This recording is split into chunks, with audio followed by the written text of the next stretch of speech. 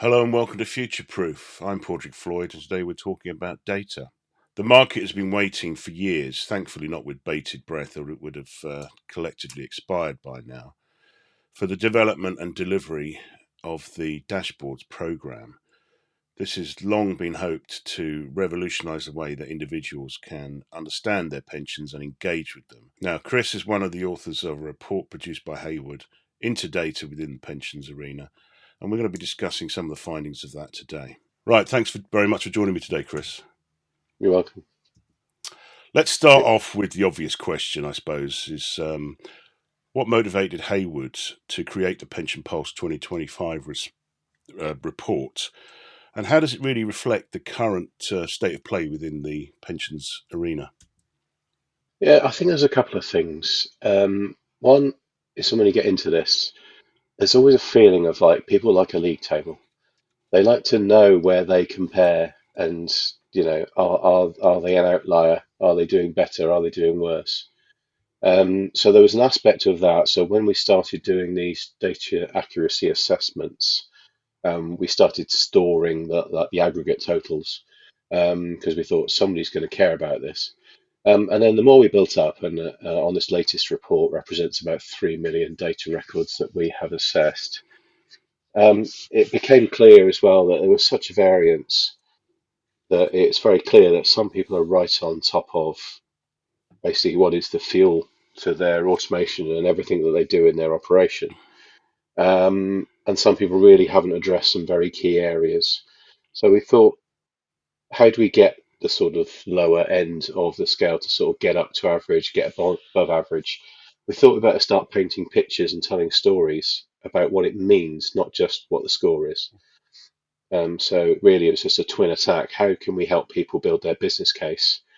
But the first thing is to show them that they are behind. The report highlights that almost 9% of surnames and almost 10% of addresses are incorrect on average. Mhm. Um, what are the primary reasons for this continuing to occur? I mean, that seems like a very high figure. In fact, there's another one, um, something like, is it just over nearly 2.5 um, members in every 100 are dead. Now, if that was an airplane, that would be a disaster movie, wouldn't it? So, what is it? What are the systemic problems that seem to be continuing to cause these problems? If you're going to just pin it on one thing, I think it is the lack of engagement. So if you look at a lot of this is the fact that we as pensions administrators always get our data from somewhere else. We're not creating it. So especially in the pension schemes environment, so we haven't even sold the product directly to the member. We've got it from an employer. So over time, increasingly in the DB market, which predominantly all of these member records we looked at are from, you have this challenge that some people don't remember they are in the plan. So when they move about, they get married, they get divorced, and all their personal data changes, sometimes they don't even know to tell you. The rest probably just forgot to tell you. So that is still systemic. Um, and I think some of the recognition of that is the fact that we, as sort of data specialists and pension data software specialists, have got access to a lot more data outside of that pension silo. Now we can go out and check. So rather than relying on the members remembering to tell you, we can go and double check because nearly all of those members will have interface with something else, be it bank accounts, credit reference agencies, all that sort of stuff. So we can actually go out and check now. So it's become a lot more cost effective way of keeping tabs on your data. But the underlying issues are still there. So unless you can get them engaged, unless you can sort of bring them back online and start interacting with them, um, then um, then they're not going to know to ring you every time something changes. The You asked me earlier what it means for the sort of how it can read across to the rest of industry. I think part of the challenge is that I think our numbers are going to be, on average, a bit better than the average market because a good chunk of these records we looked at are from local government pension schemes. And so they're the DB schemes that are still open to members. So you're still getting employers giving you updates and all of that good stuff. there are an increasing number of deferreds. There are a few million deferreds in there. Whereas if you were looking at the DB sector outside of our estate, then chances are there are a lot more deferreds out there and a lot more risk that they've just lost touch with you. That's interesting about engagement, because I mean, engagement's not just from the members, but also with those on the scheme. Um, and the groups you've just mentioned probably had GMP liabilities, and therefore they may have been Hmm. ahead of the game or some of the game. Yeah. But what does it mean for the situation that many schemes have not only been approaching, but are perhaps much closer to than they expected a few years ago, with things like their endgame project? What does that mean for Mhm. them, and or even just consolidation, which is clearly high on the government's agenda at the moment? No, absolutely. I think every time you are having to do anything to change benefits, either changing who looks after them or changing the nature of them through a buyout or merging into a master trust or any other end game like Clara's but new model, others going into the market. It's if the data's not right or not accurate, how can you trust it? And those that can't trust it are sort of factoring that into the price. So you can see some buy-in, buy-out transactions have, well, not so much the buy-in, but the buy-out transaction will take a view on the risk of the benefits being wrong or the data being wrong, and they'll take the temperature of how good they think your record keeping is. So if you're showing that you've got data management strategies rather than treating data as a series of problems to fix when they crop up, then they're going to have a lot more comfort. They're going to think this transaction is lower risk for them to take on, and consolidators will see that the same way. Um, so it's a rising tide, and I think you mentioned a few things there. You mentioned GMP. We could mention dashboard readiness as well. Mm-hmm. It's sort of helping the overall conversation, and maybe it's what's bringing the realization to people to say, actually, if they treated looking after their data as a BAU activity, then they're not going to have all these lumpy projects all the time.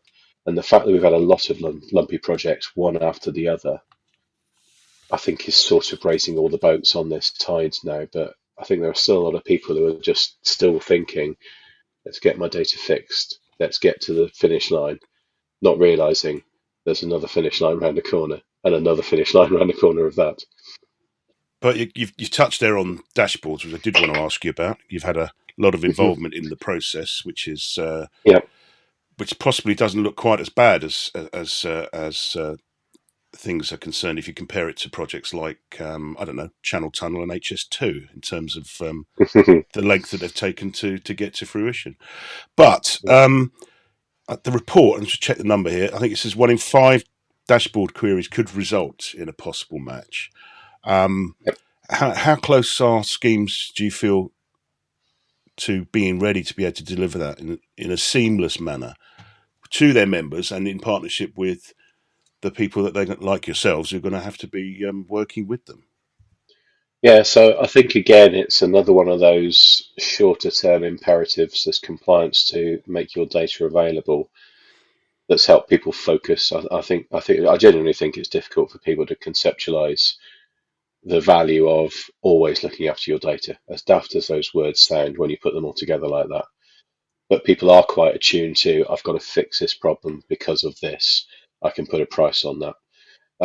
So from that point of view, I think it's helped focus. I think you're right. I think GMP going before it. Um, Even going back to 2012, if you look at when we first wrote the draft for what became the pension regulators data quality scores, the fridge stickers and everything, it's all sort of nudged people in the right direction and say, okay, this is important. Because if something matters to you, the first thing you need to do is start measuring it. Otherwise, you can't manage it. So I think we're through that stage. I think people are used to measuring the challenge.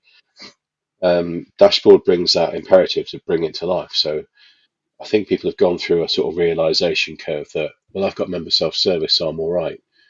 And you think, well, no, you're in control of that. You can say the words, you know who's connecting. Dashboards is more of a, rather than a single point of you presenting data, it's more like a circle of trust. It's like someone's going to use a website that you're not in control of. Someone's going to check the validity of that member, not you. you're then going to get a request from the architecture to say, have you got a pension for Chris Connelly? Um, and then you've only got the data to go on to compare it inside your systems. You're not in touch with the member. You're just taking that data into your system, reflecting what's in your systems compared to what the dashboard has sent you. So it really heightens the imperative for that data to be correct, because you're now writing rules and business logic around those fields and trying to decide which ones you care about and which ones you don't, and then trying to apply that systematically, and get it all done within 2 seconds. Excuse me. So I think this really has helped get people, once they've understood it. And I think with staging dates being spread out over 18 months, I think there are definitely schemes that have gone, right, I'm too busy. It's not that they don't care about sorting their data out. It's just that, they've had GMP, they've had McLeod and age discrimination cases. That they've had other priorities. They're not sitting around twiddling their thumbs waiting for the next thing to happen.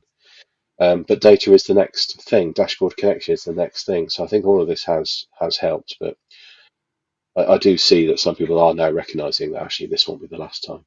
And actually, once dashboards are on, they're always on. They're not going away. So you've got to factor in that. It's all live now and it's all visible from lots of different directions. So I think it's helped the conversation, and I think we can see now that a lot of the records that we identify, well, a lot of the records we assessed in this particular exercise were people who need to connect by October this year. So not the people we're connecting right now, because we're in April, so we're already connecting our first FCA customers.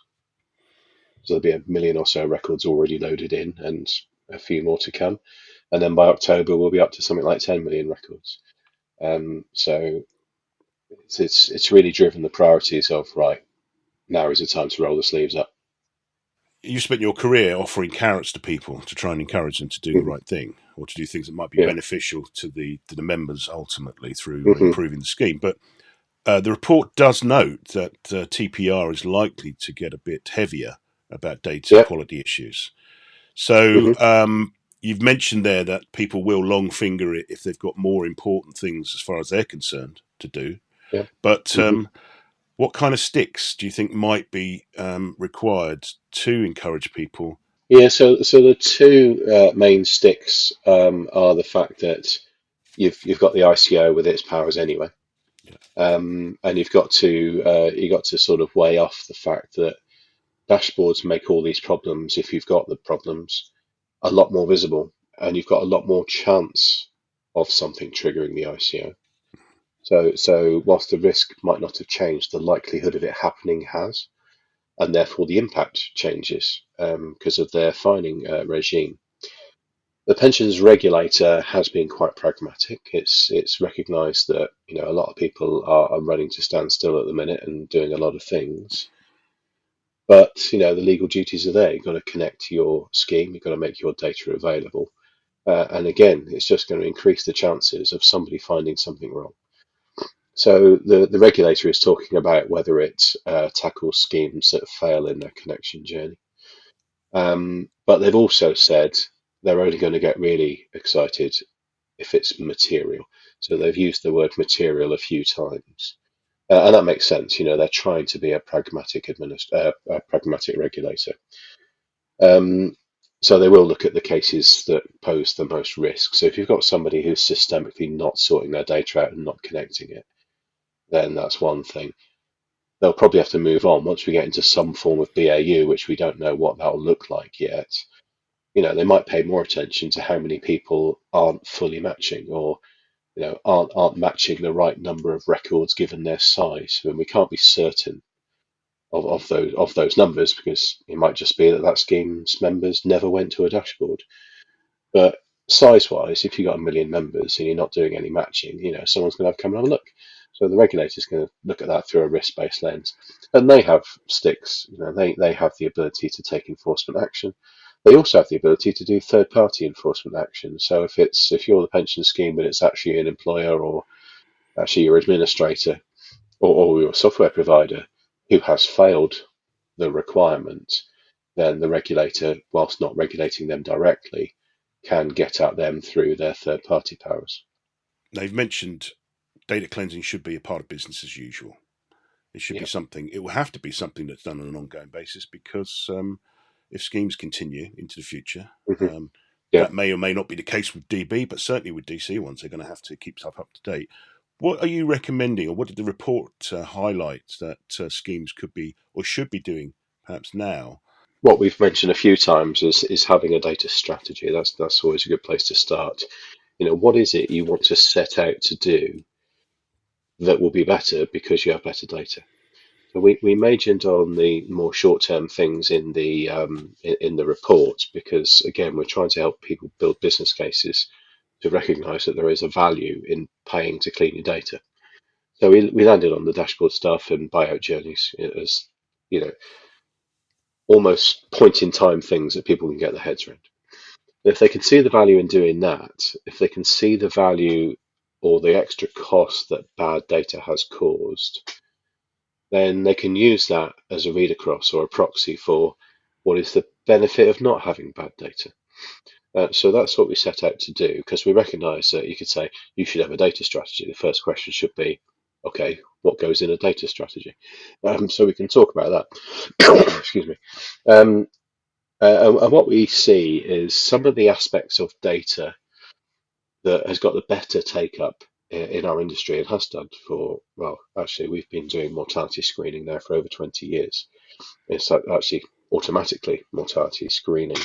And there's been good take up of that. Not 100%, but a lot better than anything else I've ever seen us do in data. But there are equally just as valid services now. And I think there's never been a cheaper or better time to do that, given a lot more data sets are interconnected. We've got a lot more computing power and things to do in the industry that can help with things like, checking people are living as stated, which is the industry shorthand term for "is your data right?" Um, um, so, and yet, despite the fact that we have good tech, we have a lot of clients use address tracing and mortality screening as a periodic service. And yet we still found those numbers that we presented to you, whatever it was, 2.3% of deaths were either unreported or reported late, Mhm. which has incurred costs. And again, I think the address tracing and the mortality screening, as we showed in the report, there are things you can put a more accurate number on. If you've got the wrong address and you send out a letter, you can calculate the cost of producing that letter because it's completely wasted. So print, post, preparation time, Mhm. stamp on it, everything, and the time you wasted probably waiting for a response and maybe even chasing it and doubling down on your loss. Um, so these are easy things to help people build a business case. And mortality screening the same. So I know the Daily Express jumped on that one single fact that schemes are wasting £250,000 a year, which wasn't quite what we said. But don't get the facts get in the way of a good story. Absolutely. But they are right. If you take your average pensions, you can put a number on what does a mistake cost you. Mhm. And then you can build your business case for if I did this more often. And increasingly, services like the automated ones that we have provided for many years now, there's once they're automated, there's not really any any great cost in running it more often. So if you're doing mortality screening once a year or doing an address chase once a year, it's fine. You're keeping on top of things. And every year you do it, of course, you'll find, well, mortality pretty much doesn't change, but address changes, they'll start to come down. First time you do it, you might find loads. Next time you do it, you'll get less. Fewer, I should say. But why don't you just rate monthly? And the reason why some people don't is that people think about data as a project still. So they haven't also then built in the other element of their data strategy. What do I do when I'm given new data? So thinking about how do I get that automated updates into my system? How do I go and check? Maybe there's some things I'll need permission for. How do I do that? Can I do that in an automated way? Otherwise, we can tell you your data's wrong, and if you haven't fixed it, it's still wrong, even though now you know and you've now got an ICO obligation to do something about it. Um, so that all forms part of the strategy. What do I do downstream of knowing? at Heywood, you've done about 70 data accuracy reports over the past year. Hmm. Now, I know some of Yes. that's probably informed what you've got in the report, but Yeah. are there any particular highlights that were surprising or worrying, or even did you expose any success stories, which they're the kind of things we don't normally focus on, but I'm sure there must be some Mm. out there. Yeah, absolutely. So, it's with statistics and being damned by averages, to get a paper out, we did talk about averages. What was interesting though was the degree of variance, which we didn't put out on all of the data items. So I think in terms of what could be small horror stories was just how many people didn't record or had the incorrect forename. And a lot of those could be that they only knew an initial and just put in what they could. Because in our systems you can't actually have a blank field, so some people put stuff in just to make it work. So if you plan on using forenames in your matching rules for people going to dashboards, then that would be a poor choice or a high risk choice, because I think the worst case was something like 30% had them wrong. But equally, we didn't reflect how many bottom quartile numbers there were, or top quartile, depending on how you look at it. Mm-hmm. But we had a lot of schemes with zeros, zero inaccuracies. So there's the good news, that it is doable. People can keep on top of keeping their fuel clean in their engine. It is possible. And then some of the, I'm hoping outliers, but some of the highest points, highest percentages were very disturbing. Um, I also think the other thing that might have pivoted a little bit is new things come along that make you realize that maybe data you didn't hold before now becomes important. So for example, if you've got a lot of active members, which are quite prevalent in this particular report, and you communicate them through their employer, you might not hold their home address, and that's probably okay for day-to-day admin. But if that member goes to a dashboard, they're going to use their current address to prove who they are. Current address information is going to come to you through the match. Do you have a pension for Chris Connelly? Here's his address, here's his postcode. And you just don't know it because you've never needed it for your admin service. So now you might need to think about having that stuff. McLeod highlighted a number of pension arrangements that stopped collecting some of the salary information that was no longer required. And then suddenly we have the age discrimination legislation come in, and retrospectively they've now got to go back and get that data. So data isn't just the fact that it erodes over time, but the purposes we use it for change over time. So there's lots of things to sort of keep on top of. But I do think, averages belay a lot of things. So there are some really worrying numbers out there, but thankfully they were in small pockets. I think our general tone of our report was we were optimistic. We found a lot of people already staying on top of it, and a lot of people that have clearly pivoted to start thinking about data as a tool, not a problem. I think it's fair to say that we live within interesting times, according to the Hmm. Chinese curse. Indeed. I understand that you're taking your wares to our North American cousins, and Yeah. expanding a Heywood's empire west. Hmm. What can you tell me about how that's going down, and what the Americans are making of the Heywood approach? Yeah, so it's been a year that's rocketed by with all of that activity. Um, what we are finding is that, aside from us being two countries, divided by a common language, if we get past the fact that we use different words for different things, and they use a lot more Zs than we do, so much is the same. In fact, when we first launched the Pension Pulse report on LinkedIn, one of the first comments we had on that particular LinkedIn feed was actually from a consultant in the US that pretty much said, "Same over this side of the pond, buddy." That's that sort of response. And we work with quite a few of the market makers over there, the sort of the third parties that help pension plans go to market. Because that's another one of those words. I've learned to use pension plan in the US instead of pension scheme. You use the word scheme in Yeah, America, and they think you're setting up a pyramid scheme. yeah. Um, so you learn these things, but they're just so keen to learn from the UK, and I think wherever we go, we've had opportunities around the world, to be honest. they sort of look at the UK as like the grandparent of all DB pensions. So you get a lot of credibility going over there. And what they are learning from is we're probably further ahead in the concept of software that lives and breathes and upgrades easily and all those good things. Mm. I feel like the US market is still a lot more in the camp of I'll make my software perfect, and in 5 years' time, I've got to basically go and buy another one because I couldn't upgrade it. Hmm. It was too complicated, too detailed. So I think they're at the point where they are more embracing a package approach, which has been more prevalent in the UK for, I would say, 20 years. But data is a key part of that. I spoke to somebody at a conference last year who was tendering for a system replacement because they couldn't upgrade their current one. Their own current incumbent supplier was talking about a 3-year upgrade. When I think about the fact that we upgrade our clients in a weekend, it's just different ends of the scale.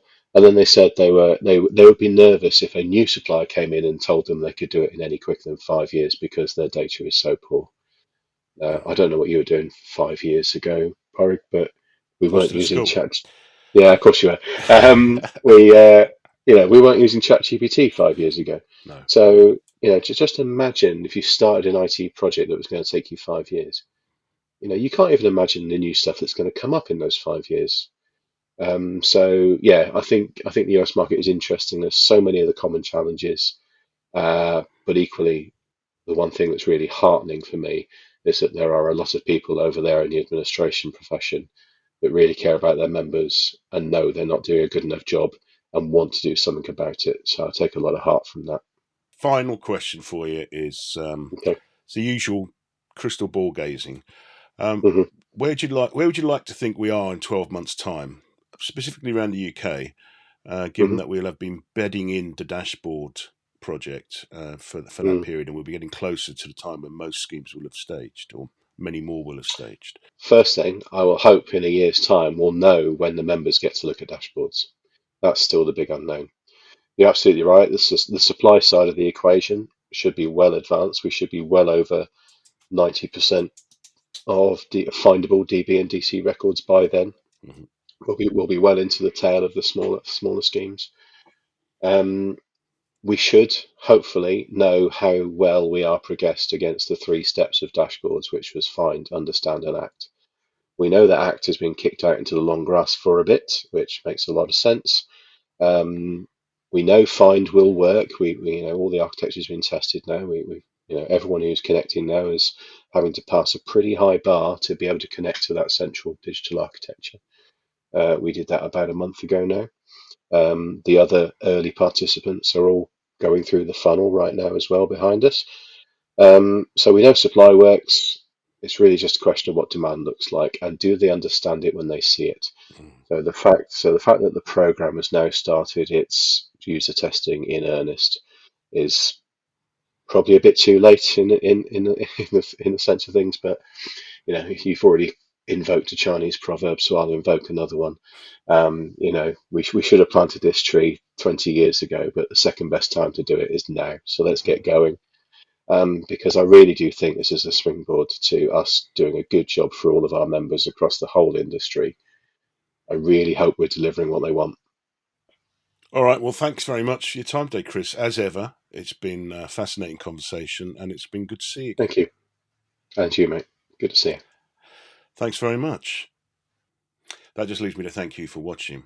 If you liked it, click the like button. If you disliked it, click the dislike button. I don't mind either way, but just let me know what you think. If you can think of other topics or individuals you'd like to see interviewed in this section, drop a note in the comments below. Until the next time, goodbye.